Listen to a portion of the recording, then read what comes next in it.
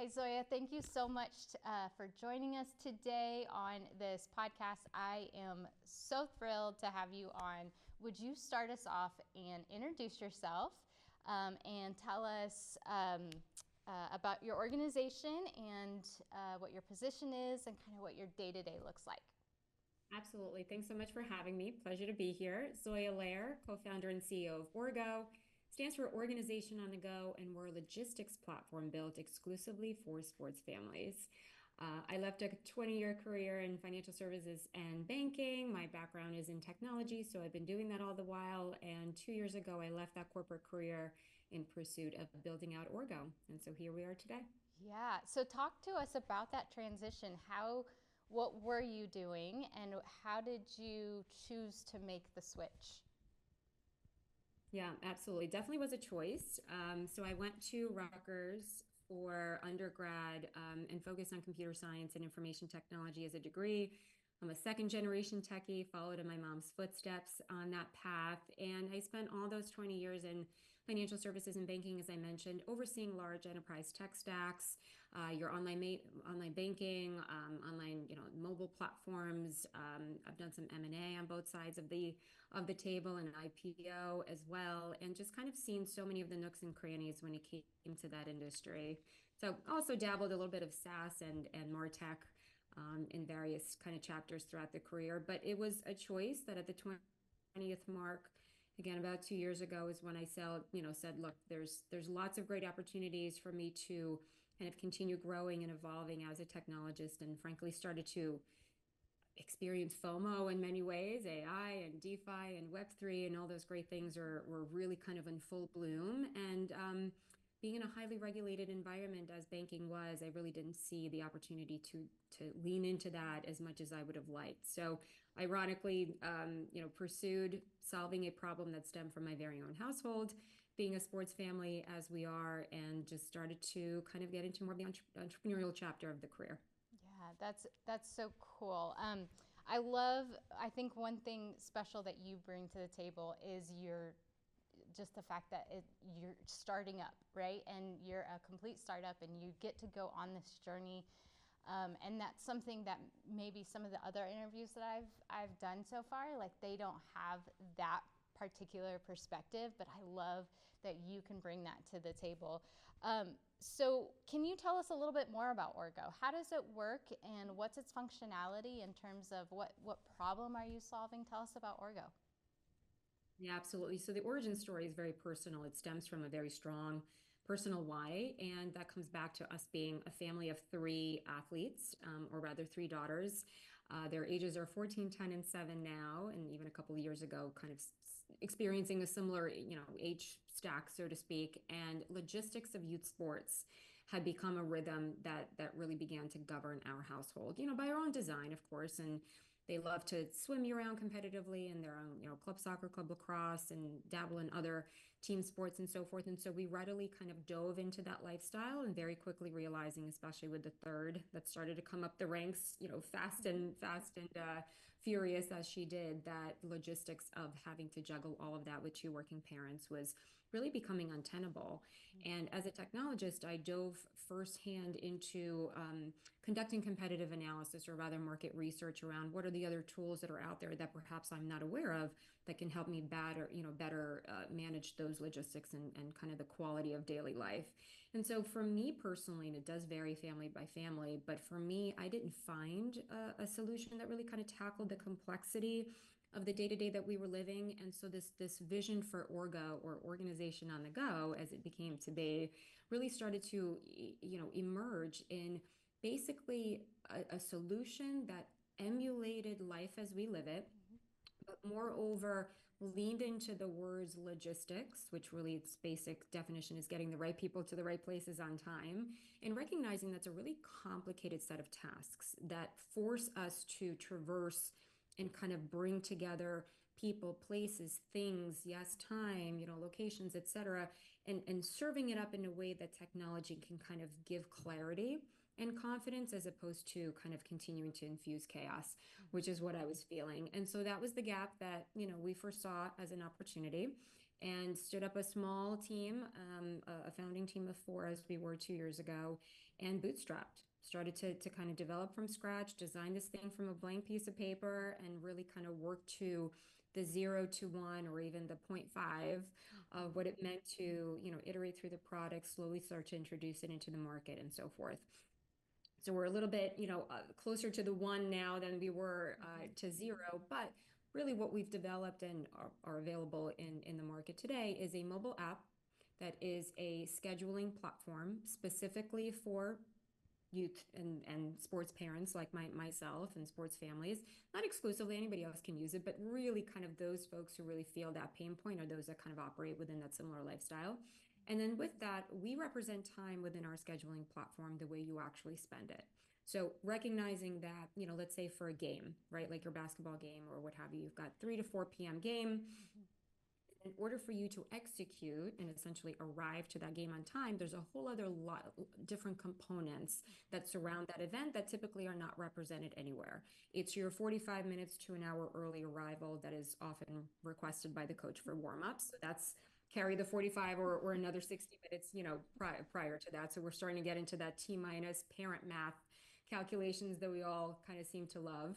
And then there's the travel time even prior to that. Oftentimes we're going to faraway places, whether it's 2 hours away, 3 hours away, sometimes it's multi-day, obviously in the case of tournaments and such, but nonetheless, travel time is definitely an important component with traffic and so forth. And then even 15 minutes to 30 minutes prior to that, getting yourselves ready, kind of running around wondering where the cleats are and the ball and the uniform and so forth, right? And then on the way back to that, of course, there's that still travel time that is part of that event on the way back. So end to end, that could be upwards to 5, 6 hours worth of an endeavor that is very simply and innocently represented as 1 hour on our traditional calendars is kind of the reality with which we've tackled, the Orgo representation of those events. And once you start to see the day very clearly as just laid out, you start to kind of understand where the conflicts really lie. Where are those overlaps? And what's also unique within Orgo is we recognize drivers. So the carpool component to all of this, like who's performing those tasks and the leg of the race, if you will. For example, Hope, on Mondays you'll drive to, on Tuesdays I'll drive back from, on Wednesdays we'll swap. That's kind of the things that are happening outside of those traditional tools in our text threads, in our WhatsApp groups, and all those other kind of coordination communication tools and so forth. And so that's another element that we brought into Orgo, is that as part of that same event, we recognize who's driving to, and you can assign drivers, to kind of switch off, as those days normally do, as is. So for us, the foundation is representing time as you actually spend it, calling out those conflicts systemically, and the watch out for is where you can't be in two places at the same time, allowing those conflicts to be resolved by drivers and so forth, and then receive notifications that guide you, that we send along the way, that say, it's time to start preparing for the game. It's time to start driving to the game, and kind of become more autopilot relative to the execution of those events.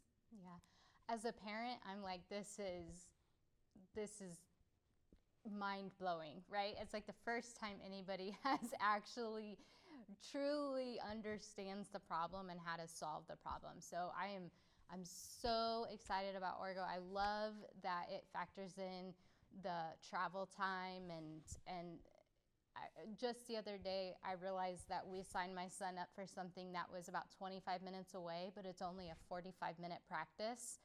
So then I had to figure out, like, okay, where am I going to go for that 45 minutes? I'm not going to go home. I'm going to, and so it's just, I love that it's so intuitive.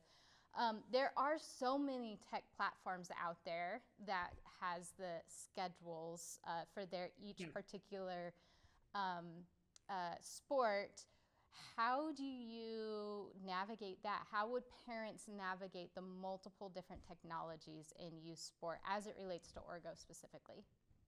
Yeah, I mean, that is definitely one of the biggest pain points. And so the foundation that I've just described, and thank you that you related to as potentially valuable, that's step number one, is just kind of set up this new definition of what it means to see that day and represent those events accurately. The second part, and probably the most challenging, is the integrations piece. Now it's the recognition that the data is everywhere, that truly is fragmented, especially within the space that is sports tech as an ecosystem.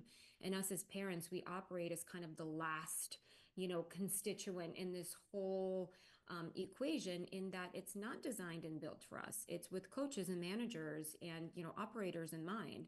Their needs are being met by all of the team management apps and registration platforms. We're in the receiving end of that, kind of all the way downstream. And so what happens is, across my three kids and their nine teams, across, all of the seasons that are year round, we have a bevy of these tools. And I don't have a choice as to what those are. The teams have chosen that for me. So now I've got, Team Snap and Game Changer and Sports Engine and WhatsApp groups and GroupMe's, like all of the things that kind of possess and contain information. And so our hope and our aspiration as a platform is to serve as an aggregation mechanism that pulls data down from each of those sources, or as many as we possibly can, to then centralize those from a family point of view, because they're not two of the same things, right? If the needs and the coaches and the operators are satisfied, that is just for that team for that particular season. I, as a parent, traverse all of those, and unbeknownst to that coach and unbeknownst to that team, outside of that schedule, are my other two, three, seven. And it's for me, the parent, to then reconcile those conflicts and essentially back into executing to those, schedules and so forth. So it's kind of the same value chain, but we're coming at it at two different ends, and we're trying to solve for it on the back end with the family standpoint. But that's the holy grail, is be able to, obviously ingest information from each of those and bring that in a place where all of that can be more clear. I will say, as part of this release that we're pushing out today with V2, import and integration with Google Calendar and Apple, and we also have integrations with TeamSnap already. That's a huge boon, because so much of the information already resides there, but it is locked up for a particular parent, or one that's, segregated from like work versus home. And so an opportunity to bring all of that together and augment that in the logistical kind of lens, the way that we've described, previously, with prep time and travel time, early arrival and drivers, that already is another layer and an additional dimension of clarity that I don't have sitting locked up in each of those individual tools. So that's kind of how we're thinking about it. The next frontier is definitely the integrations. Yeah, that's awesome. Now, we're talking mainly to college students, so they may not understand the pain point quite yet. They will. They will. Give them 5 or 10 years, they'll understand. So let's talk about the technology in the youth sports space. How is building technology in this particular space different from other markets?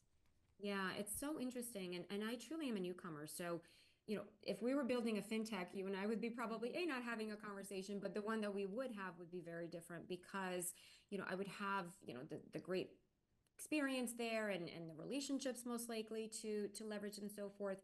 And so this is a brand new start to come into a space. I only realized that it is called sports tech. I only realized that there's a different segment called fam tech, and this potential solution would be straddling the two, and kind of figuring out what are the unique specifications of each of those markets, because they're quite different, and of course how they differ from banking at large. But specifically, sports tech and as an ecosystem is been a learning curve for me as well. And so here's some of the things that I've taken away from it. Firstly, just like my need is or my solution is being born out of a particular need, many, if not most, have been built out of the same. There was some athlete, there was some operator, there was some parent, right, that kind of observed an opportunity and started to build around it. For that to have happened, perhaps, this is just me making a generalization, that wasn't coming from a tech forward or tech first point of view. Oftentimes you see a need, you fill it, you kind of clobber some things together, and it starts to take off and grow from there.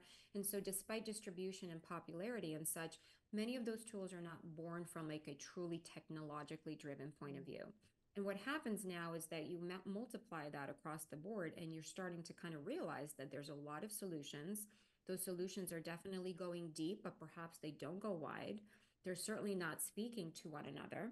And then you have the broader kind of trend of consolidation with, heightened PE, private equity activity that's coming in, and starting to combine those solutions into portfolios that, yes, may be strategic, but again, technically speaking, they may not always be shaking hands with one another and working in tandem.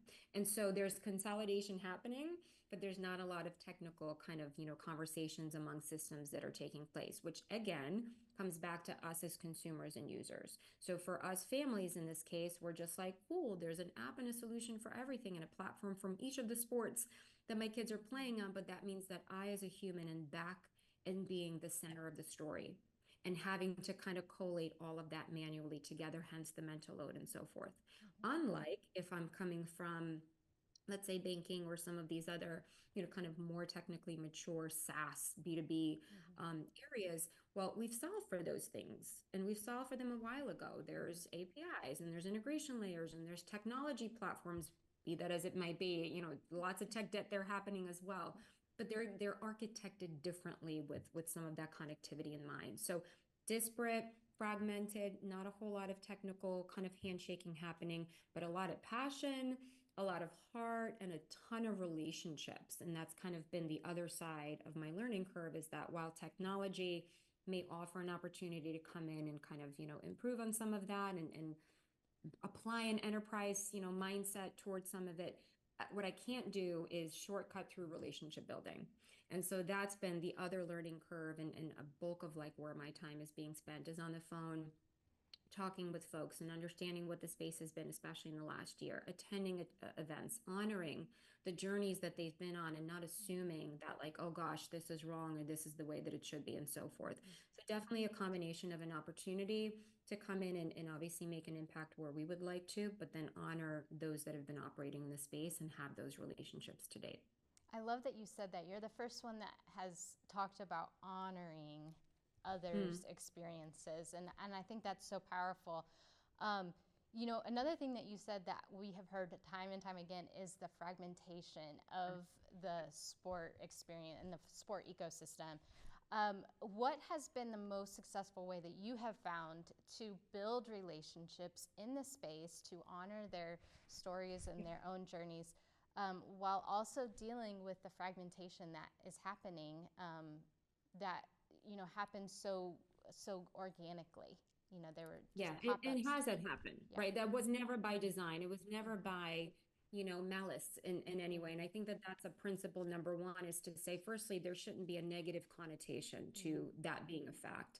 It just simply is yet another area of opportunity, growth, evolution, transition that any one particular industry has to go through. This perhaps is the time for sports tech to go through its own, because of the tremendous upside that it is experiencing, most especially within youth sports, but of course elsewhere as well, across the ecosystem. So again, kind of framing it within an opportunity mindset, growth mindset, abundance, all of those things I think kind of play into just building authentic relationships that are bound on, let's work better together and work toward common goals with one another.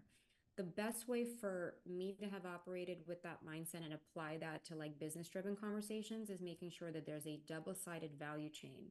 Anytime that I come at a new partnership opportunity or in building relationships, yes, of course, it's to tell the Orgo story and kind of build awareness to the fact that we exist and why, but also taking the time to understand and learn what is it that they're doing, how are they operating, how are they serving their particular market, and always doing so through a mission lens, like, what are your values, what do you believe in? And if we believe in the same things, which in my case, I'll look out for partners who are kind of family first. They're designing with that positivity in mind, not so much the dollar, perhaps. And so we've got our own filtering criteria as to what makes a successful or potentially viable relationship go forward. But for that, it's, yes, honoring the good intentions that of course everyone else has, but also perhaps thinking about what are the mission and the values that a particular relationship can hold that we align to. Yeah, that's really powerful. Just for you to even identify what type of things that you want in a relationship, or what's going to serve as a good relationship. I think that's really intuitive and really smart. Maybe not everyone has that same foresight, but that's really fantastic. What do you think are some of the most important traits when we're talking about starting a company within this space? What are some of the traits? Talk to our students a little bit. Like, what are the traits that they need to be working on or developing or having a growth mindset about as they, are getting their education, but also hopefully developing their skills? What should they be focusing on? Yeah, that's a really great question. And I think that I would say, experience certainly is a boon, not the 20 that I had. Don't wait as long as I have, but if there's a desire and a passion for going out there and carving out your own path and kind of building from a place of opportunity and blank space, interning and learning within an environment where a similar stage may be happening, or at least operating within a similar state. Otherwise, you're coming at it from a place of assumption. Like we can't afford to think that, by 20 years old or 21, like we've seen it all, we understand it all. Like that may be the the belief system at the moment, but business wise, that naivete is not going to serve well. Curiosity, yes. Boundless passion, sure. Energy, positivity, all of those wonderful things, but naivete, I think, is not a boon out the gate. So really kind of founding that upon experience and investing in the doing and the listening and the shadowing and looking for opportunities to kind of sit alongside builders. And sometimes you'll get a great lesson if you're lucky of what to do, but many times we start to observe what not to do. It's like, whoa, that's not a culture I want to be a part on. That's not a culture I ever want to build when my time comes and wrap, folks around that. Here are some watch out fors that I've seen, this company kind of experience as a pitfall. I too will not then do that, right? Like consider that the shortcut. But shortcuts come only, I think, through observation and living like livable proof, as opposed to just some of those assumptions that may you even like read about in a textbook or, kind of think that that's the way the world works. So getting out there and just like doing beyond the classroom, I think is really important. Yeah, I love that. That we try to tell our students that a lot. Just to you're going to learn so much by doing and messing up and failing and trying again and being curious and um, so much more so than they will in the classroom, right? I mean, it's just that is the best classroom is experience. I really want to step back 1 second, and I want to really highlight you as someone who has ventured into this startup. How did you go from an idea to a business, and what did that time period look like? I imagine that was pretty scary and the unknown of going from an idea to an actual business launch. What was that experience like for you? Yeah, thank you for asking that question because I think everybody wants to like fast forward through that uncomfortable state and just kind of talk about outcomes of like what happens year one, year two, and so forth, but like zero to again the point five is where so much of that trepidation lies.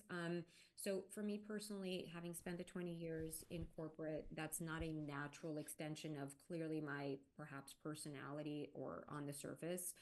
I was very risk averse. I'm a first generation immigrant. I came here when I was 9, with my mom at a time when it's all about survival. We literally had like $9 in our pocket. And it was all about just making it work, making sure that there's, a repeatable, predictable paycheck and growing through that career path was like a very important um, identity marker for me. And so, having been on that path for the 20 years that I was fortunate to experience teams that were more entrepreneurial. And so, I always had that spirit, but like never would I ever jump out from that and like decline that journey.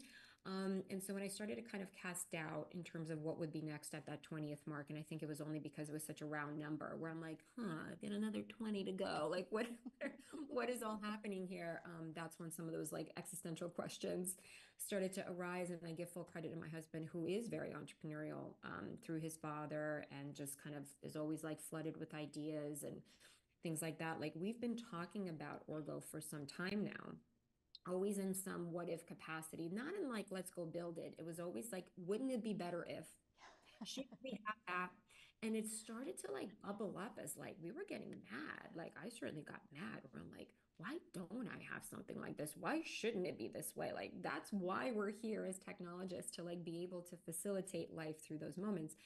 And I think it was a combination of the timing, the risk tolerance at that point, the kids having been the ages that they were starting to personally experience this, frustration day over day that like ultimately culminated to action was the perfect storm. And that's just personal circumstances. Now, technically, beyond that, what it then means to culminate that moment of pent up desire to do something about it. And then having actually taken that step is where like that magic and a little bit of luck happened. So for us, the way it happened was I reached out to a fellow technologist, colleague of mine who happened to be local to the area. We sat down for a cup of coffee. I kicked this idea around at him. I knew that he was a technologist, a parent, and a coach. He was like the trifecta. And I was like, listen, thinking about it this way, sign an NDA, like, does this thing have legs? I'm thinking about it XYZ. Like, is this a thing? And then through the course of the 2 hours that we spent together, like he became so enthralled, not a word, um, drawn into, enthralled, I don't know, I think whatever, so. I think drawn that's a word. I think. we'll go with it. Yeah, yeah. Drawn into the pain, the frustration. Like he started to like embody what I was in. He was like, "Oh yeah, that does suck." Like we normalize these things, right? And he's like, "Oh yeah, that is hard. Like should that be easier?" And then we started to kind of see the lens, the picture through the lens of tech, being like, it could be this, it could be that. And so 2 hours later, that's the luck. I had a co-founder Mm. who put his hand up and was like, I would like to roll my sleeves up again. He was a pretty senior guy at his organizations. He's like, I miss coding. Like, I want to do this again. Like, you're like lighting up a fire here. So leaving that room, making one more phone call. So now my co-founder, Michael, who you've met, our UX and product designer, met him at a prior role within my previous organization, and just being like, "Be right back. I'll call you later," and just kind of pulling him into that side project, essentially, the trifecta of the three of us coming together in such a short and organic way. We soon became four. The other gentleman I mentioned, he brought in a best friend of his who was a back end engineer. And so, really, we had the four-legged stool between front end, back end, design, and me doing God knows what. Just kind of filling in the holes. It really became enough to say, okay, well, what are our next steps? And that's where project management skills come into play, and just kind of like leading teams and like motivating through next steps and so forth. Like that's the stuff I was referring to earlier. Get out there, observe what others are doing, see how that feels in the workplace, such that when it's your turn to galvanize folks to do things alongside with you, you already kind of observe that having been done by others. And that's exactly how it happened. Is like one meeting led to the next. In-person sessions began. We started to design in the back of a napkin and then started to code. So all of that, kind of came together in a matter of weeks and then evolved into the many months that followed. That is that's such a fun story. I'm sure it didn't feel fun always at the time, but It's fun. It's yeah, fun. yeah, It's a different fun. I mean, listen, what's not fun is I miss my banker's paycheck. I will be the first one to tell you. yeah, Certain other things that certainly, we forego is having made that choice. But in terms of waking up every morning and knowing that like 6, 10, 11 p.m., like your day is gonna be filled, AM to PM, is gonna be filled with like eating and breathing this stuff. That's a choice. yeah. It's a That choice. is a choice. Yeah, so let's talk about your thoughts on bootstrapping versus getting investors. You've done, to my understanding, you've done a little bit of both. And what tell us about that for students who have probably no experience in that realm of a business. Tell us about the difference between the two, the challenges between the two, Yeah. and just your overall general thoughts there. For sure. So, firstly, I would say start getting into LinkedIn as early as possible, not only to build your brand, but really start to social listen Mm-hmm. and start following folks who are talking about building in public. You literally can search on build in public or hashtag build in public, and like you kind of see, the types of folks who are readily self-identifying as such, myself being one of them. And so those are some of the like the lessons you're going to start to see out there. Anybody who identifies themselves as an investor or angel, or even the word bootstrap, and just get like a real nice array of that content. And you're going to start to see all sides of that conversation. And there's no right and there's no wrong. It's just different. And so learning, because this was new for me too. Like I've never heard of the word bootstrap ever. Investor wise, I've done M&A, but I've been on the billion-dollar side of either side of the table, following due diligence that had been done by somebody else or myself leading through it. I never negotiated those deals. I signed a few of those contracts. I've done, most of the work to like make it come together in terms of leading those teams. But like this is a very different animal, raising money for yourself telling that story, articulating it through decks, relationship building from scratch. Like there's no textbook for that. Mhm. But there's a lot of different people who are, talking about both of those paths. So bootstrap in its definition is, folks who there's kind of two different ways, but like you can put your own money into the business and allow, that building to happen from within. That's bootstrapped. There is revenue backed businesses, the ones that are starting to generate revenue and they themselves are working through that revenue and feeding the business back into it, paying themselves and so forth. That's bootstrap as well. By the way, holy grail of bootstrap is revenue. And then there's investors, right? Like those that you raised from, whether institutional investors, the VCs, the more traditional kind of entities that we hear so much about, but now even more so emerging as like an entire investor class are angels. Angel investors are those who come into a business even earlier before institutionals do and have a slightly set of criteria, different criteria. They have different risk tolerance. They're looking for different multiples and kind of, outcomes and such. So there's a gamut of even the types of investors there are. And then later on, there's different investment stages. There's the pre-seed stage, which is the most nebulous. There could be friends and family round in there where you're literally reaching out to said friends and family and, asking to cut checks and kind of believe in your early stage idea. Angels are a bit more formal where again they too have due diligence criteria and so forth. And then you start to get into your pre-seed investors, which again, fewer now, if ever, exist because the gamut just continues to change so much. And then seed, series A, B, C, and so forth. So just very, very different like nomenclature in each of those stages, different things that they look for. So I had to learn all of that from scratch. And so our personal experiences when we left that coffee shop, we had made a very conscious decision to bootstrap. And it was directly attributable to the gentleman I mentioned who raised his hand and he was like, I'm going to start to build. And then it was directly attributable to the fact that I was able to, make the decision for my family and in my professional, point in my career to say I am foregoing income. It was directly attributable to the third, my co-founder, Michael, who also said yes and was able to carve out time and continues to outside of his, professional endeavors, whether it's freelancing or his corporate job, et cetera. So all of those combinations had led to us saying, we're going to bootstrap, we're not going to raise capital. We kept going in that capacity, believe it or not, for 2 years, which is an insane amount of time. And the nature of the business that we're building is consumer facing, so monetizing on it is difficult and probably happens a bit later than somebody who's building in B2B and SaaS that can start to bring on clients that start to pay those bills sooner. Different journeys, no right or wrong, just different.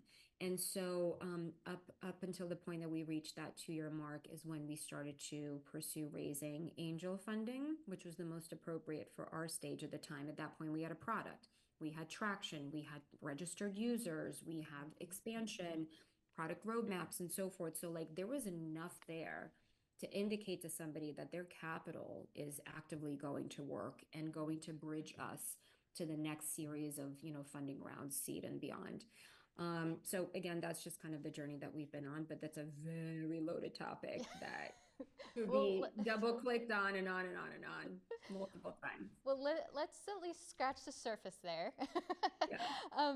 What are investors looking for? Yeah. Would you say, like, in a pitch? Like, how Yeah. did you know what to include in your pitch to be successful in getting an investor or multiple investors? Yeah. Okay. So a couple of things to touch on here. The deck, yes, I'll talk about that. Then there's everything is concurrent, by the way, and that's the challenge of it. It truly does become a full-time job. So injecting this into the day-to-day and making room for it and making sure that like this is not a by the by, it truly is a full-time job is something that, I experienced very much in the last, I'd say 9 months. But the way that we entered into it was, there's the deck, which is the asset that you use, and there's several variations of that deck that I'll touch on. Then there's the relationship building of like, who are you sending it to, right? There's no magic list. I mean, people will try to get you a list, but like, that's not really how it works. And then how do you ultimately start to relationship build? Because you're not going to get that yes on the first conversation. Like, how do you build that story up? How do you, build that trust, et cetera? And then what's the right metrics to have in hand that drive someone to conviction to actually progress into a check writing stage. So, firstly, the conversation opener and having the assets ready. The deck that we've been using, we're probably on iteration, I kid you not, and I probably should have this exact number, but like 257. Like it just is a living, breathing, and what it started like doesn't look at all the way that it does today, and it like has to live with the story as it evolves. But there are basics, and you can, very easily Google, and of course, there's so many different tools that will literally build you a deck at this point that we didn't have at our exposal 2 years ago. But there's the traditional set of pages that they want to see, which is a problem, solution, market opportunity, competitive landscape, market sizing, the business metrics and the business plan. It's got the ask, the raise itself, and a couple of other, nuances depending on the stage of the business. So you got to kind of hit on all of those parts, but how you tell that story, how you weave that narrative, what balance you strike between product storytelling versus financial storytelling. It all depends on like the stage of the business, what metrics you're communicating, and so forth. So, like, that's the art of it and less the science. But doing so for us, at least, that was important through a lens of clarity, yes, of course, but also brand. Like, we invested in our brand and our logo and our look and feel. And like, we like to present and walk into a room packaged. We want to wow with presentation as much as content. And so many folks really kind of think about that as secondary, tertiary. They're like, words, 5 things, 7 pages. It's like, no, no, you're going to be in a stack of 30,000 decks. How are you going to stand out? How are you going to be memorable? Like if you're following a formula, you're trying to convince somebody that you're 0.0001% of the population, yet there's no differentiation between you and Schmo. Like that's not the message that gels, right? So presentation is important. And then just getting feedback. Like you're always going to find out, like if they keep asking the same question, if they don't understand a certain part, they're asking you to constantly clarify a particular area. Immediately taking that as signal, not offense, a signal that you should be communicating something better, clearer, double clicking here and there. Like that's what we kept doing, hence generating all these different versions of the deck, is that we kept real time with that feedback. Of course, knowing what is noise versus something that truly is a concrete data element that should be in there. That's, again, the art of it all, but like iterating through that deck. Relationship building, prong number 2, and kind of doing that outreach. I stay in LinkedIn. Like that is the area, people love X, they love TikTok. Like there's many different ways of community building and kind of finding folks. I think this is the era where we have to be in all places. But LinkedIn is kind of like a known area where people are self-identifying in that role. They're clearly writing about it. They're communicating in that way. You can reach out to them directly in that way. And so having both that deck as an asset ready, but also the 300 character count intro blurb that says, hey, uh, you know, uh, Schmo, I am blah, blah, blah. I left my career of blah, blah, blah to do blah, blah, blah. Check out, this website. Would love to, to connect and chat more about it, and just making it very, very light and airy and easy, and then kind of deepening that conversation from a human perspective. Like that's what I was doing last summer, is doing that outreach. And it wound up being 300 plus conversations. 150 of those investors plus are sitting on our monthly updates, which we generate for the last 8 months of continuing to tell our story as we are working through our milestones and kind of building up into the next round. The best way I can say it is just front loading the process. Always be raising when you're not raising, and start before you essentially need that funding. But again, it's like there's no formula for this. You just have to like kind of feel it out. Yeah. It's tough. So out of the 300 that I mean, that's a lot. And I think it was Pet Cash that we were talking to, and he said a crazy number. And I said to him, like, that's a lot of no's, and Yep. how you stay motivated to keep moving forward. And I think that's important to acknowledge too, especially for our students who maybe have not experienced any sort of failure, in a sense of not getting what they go after. So how have you utilized those no's to really benefit you in the long run, to learn from, to have that growth mindset, to continue, like you said, to continue to create more iterations and see the pain points? How have you kind of rallied behind Yeah. So many no's. So many, Yeah. so many. Yeah. All right, so two things. Firstly, it's not personal. The minute that you realize that, conversation continues. The way I think about it is like dating, right? It's like swipe, swipe, swipe, swipe. Like no one comes back around and just being like, but why? But what's wrong? Like you just keep it moving. It's a numbers game, which is why 300 sounds like crazy. But really, the math, once you start mathing it, like that's the statistics of it, right? Like it's not gonna be 1 out of 10, not even. Like I don't even know what the stats are, but definitely isn't in our favor. So you have to keep working through the nose, and that's just going to be the math of it. The second two, that you start to realize that there's a formula behind it. This is just underwriting principles, and this is where a little bit of experience comes into play too, is that like they're underwriting risk. This is all that this is. It's not that they don't like you. It's not that this idea is bad, and maybe it is, but like there's probably not the reason for that. It truly is the underwriting formula. And once again, that's where the numbers become, your best bet, in that in the widest net possible, and yet obviously very focused, that those that have to be within your stage appropriate target, they have to be, if you're in consumer, they have to be investing in consumer. So that's all of the research that has to be done in the beginning to like pre-qualify those particular targets. But like even of those, just kind of realizing that they are still underwriting risk within a very specific set of criteria, and also trying to construct a portfolio unbeknownst to you that is strategic. They don't always get to be the decision makers. They've got LPs that they have to answer for and funds that they're managing. So everyone has a job. So the second that we take egos out of it and we don't make it personal, we're able to engage in objective and business-like conversations. And then we start to understand, well, what is that criteria for you? What do you need to see to be driven to conviction, and start to pull that information out of them as much as they're pulling out of you, getting to know your business, getting to understand your thinking and so forth.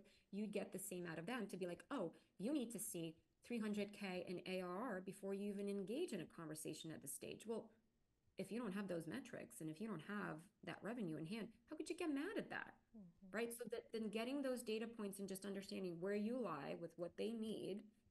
And if those two things come together, that's like step number one. And then on top of that, let's say we check the boxes across those, then it's relationships, right? Does this person want to work with you? Is this somebody that they're going to back and believe in?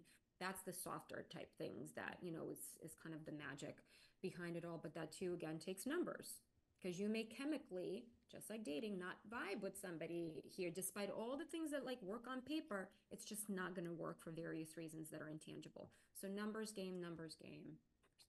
Yeah, that's really good insight. As you were talking, and I'm thinking about all the things that you think about in a day, um, I was kind of reverted back to the beginning of our conversation when you were talking about the issues that you were having as a really busy sport mom. Yeah. And so now I'm thinking, oh my goodness, how does she have the energy to manage both the craziness at home and the craziness at work? So I would love to get your particular take on how you navigate uh, the tech world, the youth sport business ecosystem as a mom and a wife that is busy with many other things that have nothing to do with a pitch deck. Yeah, yeah. Although that all things come back to the pitch deck always somehow.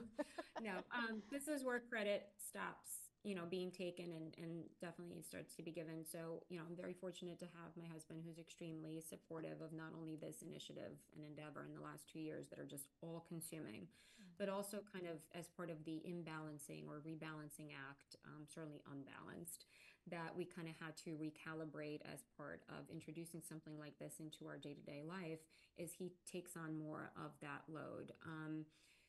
And so that's where I have to, be perfectly honest and give that credit. Like, Orgo actually helps us to see that day better, ironically, where we can very clearly see, like, oh, one person can't handle it. So obviously, like, I step in as much as I absolutely try to. And then we've got carpools and things that, we rely on through other people. But seeing just that day as clearly as we do drives us back into the product. And we're like, oh, this is why we're developing. Because if our busy family that is so strained in this way while we're like birthing this fourth baby, can kind of still find clarity and like a little bit more of that control, then perhaps let's continue on this path and help others. But it's only through the strengths and feet of others chipping in. You know, my mom also helps and comes with like whether it's like meals and helping us out a little bit, like where what she can with driving and such.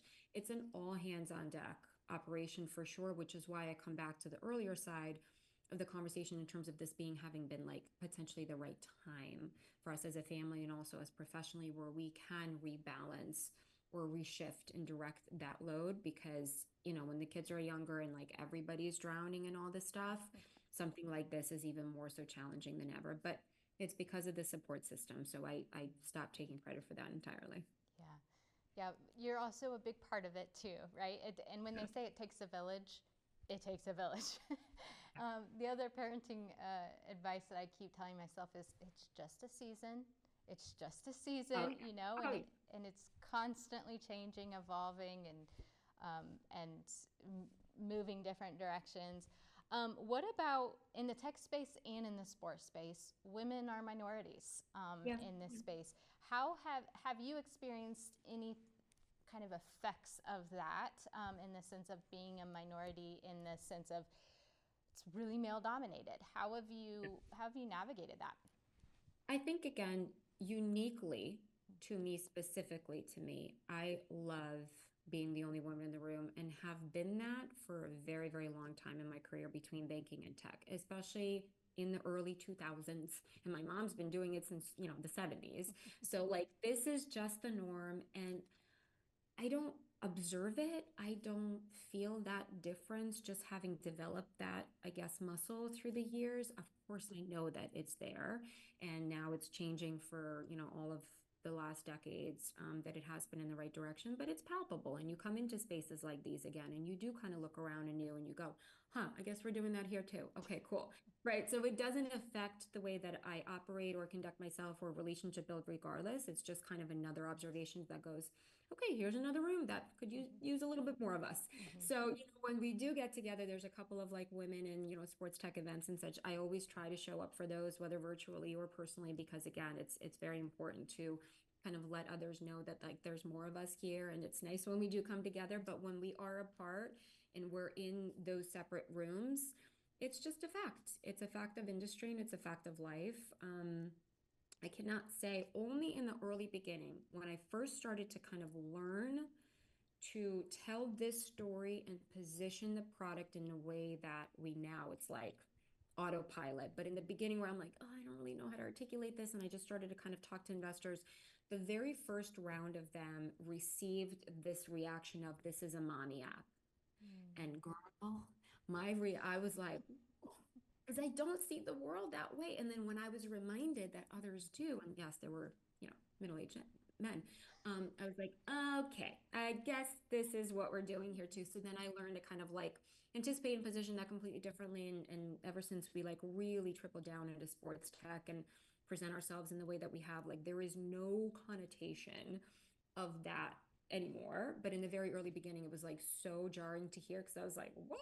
Like, nah. But, that bias does exist Mm-hmm. and just have to kind of combat that. But Yeah. it's what it is. Yeah. What would be kind of the most important piece of advice you would give other women, Yep. specifically moms, in this space, and to navigate Yeah. some of the hard moments? Um, Relative to like relationship building in rooms like these. Yeah. Yeah. Yeah. I mean, be a guy's girl. Just Mm-hmm. hang, just be normal. I'm not saying like chug beers and like, throwback shots. Like just have a normal conversation that is not sexualized, not charged in any way. It's just interesting people doing interesting things and you are interested in that conversation. That is the partnership discussions that I have literally back to back every single day. Yeah, 99% of them are guys, but it's the same conversation and like find common themes and points that bring people together as opposed to kind of tearing them apart and just lean in on those and then you realize that like oh my gosh we care about the same things, we're obviously passionate about this space for various and unique experiences that each of us has, but ultimately we come to the table to achieve something greater than just beyond ourselves. So like be cool, like be normal and just don't shy away from like directly getting into, let's jump on an intro call. Here's my link. Here's my Calendly. Like, let's Mhm. jump on a call and not like, around the discomfort of it all. Like, normalize the Mhm. interaction and just enjoy getting to know people for the reasons that, you genuinely should. Yeah, I love that. Now let's think forward for Orgo. Where are you excited to take it in the next, say, 3 to 5 years? Yeah, well, 3 to 4 weeks would be nice to just get through. So I'll go micro to macro. So the next several months are all about kind of coming out of what we call V2, version 2 of our product, which speaks to a transformation that we're taking it through the original state of it being kind of experimental and learning and technically speaking, there's like a lot of logic that was written to the front end, which is not best practice. So now we're migrating a lot of it to the back end and kind of standing up a more scalable platform, which to us as technologists is very important as you Mhm. grow the platform intentionally. Just getting through the other side of that and monetizing, which again, from a business standpoint, is a big milestone for us. We've been operating pre-revenue for a while, and telling the story post-revenue is really important to us all. So provided that continues to evolve as it will, just becoming a household name would be really important to me. Not for like selfish, like ego-driven reasons, God forbid, but just to feel the impact that it has made into our household and Mhm. replicate that into many, as many as we can possibly reach would be like a huge personal and collective achievement for us all. Beyond that, from a business perspective, I mean, look, there's a lot of different outcomes ideally that can come about it. What I love most about sports tech, just in general, is the portfolio consolidation, is the fact that PE activity is very, very strong. There is a strategic play that many can make in terms of making this a specialized platform to them, or making it even a bigger generalist that we potentially, would have the opportunity to become. So any number of those outcomes would be desirable, but there's a lot of work and a lot of, building that needs to happen between then and now. Cool. Well, I have no doubt that you're going to make it happen. I for sure know that. Anything that we haven't talked about yet that you're like, I really want to make sure we hit on this before we get into our rapid fire kind of fun questions? Yeah, just some of the things that Maddie would be here with me, our summer intern, summer associate, who is an incoming senior at Sacred Heart. And we had several interns with us last summer as well from locally here, at Princeton and a couple of other universities and so forth. And so it's like a similar theme that I recall being very important to me when I was kind of working on, those internships early on in my career. And I kind of try to impart on that here as well, is like active listening. If you do pursue those shadowing opportunities or, formal internships, associate positions, and so forth, active listening, note taking, asking questions boldly, avoiding jargon, asking always like, hey, you use that word in context with XYZ. Can you just explain that a bit more? I really want to understand its basic definition, like really injecting yourself into the conversation actively, but also knowing when to listen, like sitting back into a meeting, allowing for 75% of the conversation happen as it would, but also leaning into it, like at that 80th mark, ask a very pointed and intelligent question that's obviously very topical, relevant, not disruptory, disrupting, Yeah. No, let's go with disruptive, it. Yeah. disruptive in any way, and just kind of making your presence known, but being so, respectful and just having that decorum that says, like, look, I'm taking this seriously. I have a lot to take away and from it, and I want to do XYZ with it, and just gathering allies Mm. along the way. Like, who's going to support you on this journey? Who's going to open up doors for you? Who's going to advocate for you? Who's going to be on your advisory board if you do decide to, stand up an entity or pursue a particular initiative? Like, who is going to be guiding you? Because it's got to be diversity of thought, someone who knows something more greater, bigger than you do, and so forth. And just like building out that one network around yourself has to start now. Mm. Great advice. Great advice. Okay, you ready for the rapid fire questions? Go for it. Okay, here we go. All right, what's your most memorable moment in? Oh, okay. So ready. All right, start again. Okay, what's your most memorable moment in your career? Oh my gosh, it had to be. I was 28 years old and I was on the deal team when MetLife was selling its portfolio to GE. And I sat in the MetLife boardroom on Park Avenue at 20 years old and just like had a pinch me moment where I was like, my mama is going to be so proud of this Look, moment. Mama, Just I being like, I made it. thought of her. Honestly, I just was thinking of her. I'm like, she's just gonna be so proud because like we've long looked at that MetLife sign on Park Avenue for so long. It's just like such a landmark, moment and so forth. And so that's just like one of the most the highlights. And I remember I either just had the baby, I just had the baby, I must have, and just being like, completely exhausted, but just feeling so great about that moment. Yeah. That's so cool. I love that. What would you consider your greatest success in your career? Yet to come, Cool. I to love be that written. answer. I love To that be answer. written. Um, what about a failure that you learned from? I've learned so much. I think that when the culture of an organization is less than, I rise or rather fall to that occasion. In other words, I become subject to tone at the top, even when I know that it's negative. And we as humans are such chameleons. And frankly, that's probably one of like my biggest character flaws is that I do tend to become a chameleon in cultural moments like it. Maybe it's because, first time, first immigration kind of generational thing where it's like we assimilate and once again you observe your environment and like you just fall into like safety mode and like you don't want to be kind of a standout in that way, but I remember several moments having been part of negative cultures and kind of falling to the spirit of that, and I eventually voluntarily pulling myself out of it, but perhaps doing so a little later than I would have objectively liked in hindsight. But we're all human. That's definitely a watch out for. Oh, I love that advice. I've not heard anybody own up to that, but we have all done it. And so I love that. Okay, if you could give a future you sport professional one piece of advice, what would you tell them? Think different. Mm, Think that's, different. mhm, Just because it was and maybe even is doesn't mean it should be. And so this is the era to challenge, to come at it from a new point of view. The tools are helping you do so, right? AI, all the vibe coding that can now happen to kind of validate those early stage ideas like never before. If you're not doing so with, from a challenger point of view, A, you're not going to differentiate, B, you're not going to get market share, and C, and how are you furthering this ecosystem, if not that way. So think different. cool. Apple. Love it. Love it. All right, how has your personal experience in youth sport informed your work, which you've talked about this a lot so far, but has Yeah, informed your work in the space?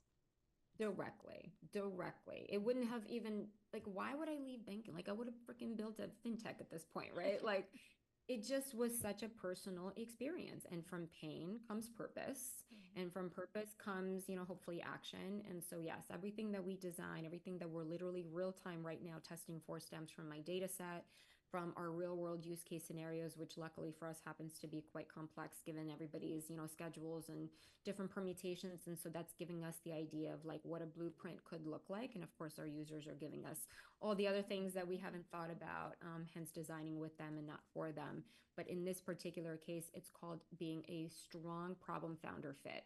And investors look for that. So that's like a terminology that should live in your deck. And if that's the case for you, you say, look, I'm a collegiate athlete that has done XYZ. In my experience, I have seen gap ABC, and it's from that founder problem fit that I have designed this particular solution.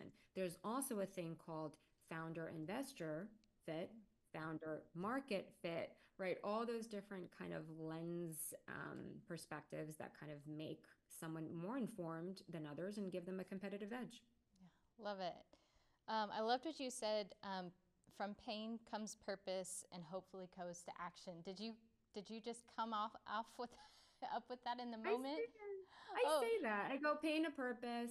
And I go, initially it was an observation, then it became a frustration, and then that fueled action. So it's kind of this like hierarchy of like, this sucks to like, well, maybe I should stop complaining yeah. and do something about it. Yeah, well, you should copyright that because that's great. Put it on some T-shirts and be motivation. That's good. Actually, sidebar. We are in the process of copywriting a term that also was born out of these conversations, but also like now truly becoming like a belief system and an ethos of Mhm. ours, and that is time literacy. Yes, TM. I love it. TM. Love it. What's time literacy? It's just a like it's an actual comprehension of like time works in the real world and how it affects Mhm. collaboration with others. So like that's our definition of it, and I use it in a sentence commercially all the time. And now like we're really like actually just submitting the thing today where like we're gonna say it, we're gonna mean it, we're gonna live it. Like that's our pillar, time literacy. Love it. Love it. All right, last question. Who is your favorite coach of all time and why? I think it's my husband. Oh, I He love is that an answer. amazing coach. He walks around town and everyone's like, "Hey, coach!" Like, just from when he was coaching the little like 7-year-olds or whatever, and still continues to. Much to his and our family's dismay in terms of scheduling, but like he loves it. He like learned soccer from scratch. He had to get all these certifications nowadays, especially more than ever, and like just continues to do it because the kids love to see him out there, and my kids love to know that that's like their dad out there supporting them. So that's the answer. I love that answer. I always tell everybody I love this question so much because literally 9.5 times out of 10, people say someone that coached them or is really Yeah, close in their life. It's not like these NBA coaches or anything like that. It's like really close relationships. And I think that shows the power of youth impact. sport, and that's why we do it, right? That's why we know we're in um, an industry that Yeah, makes a positive difference. it So, does. For the right reasons, when done right, right? yes. Like all the different caveats, but when done right in the Mhm. right spirit, it makes that impact. Yeah, that's right. Well, Zoya, thank you so much for spending the last hour with us, and we're just so grateful for you just sharing your expertise and your thoughts, My and we are pleasure. just so grateful. My pleasure. Thank you so much, Hope.